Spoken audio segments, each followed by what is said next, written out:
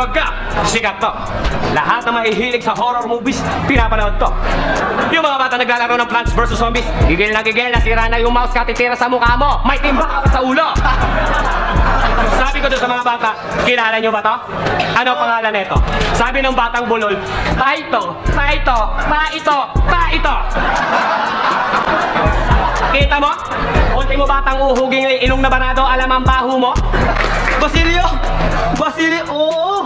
Ikaw yung taong mukhang asong galing sa similya ng kabayong may trangkaso.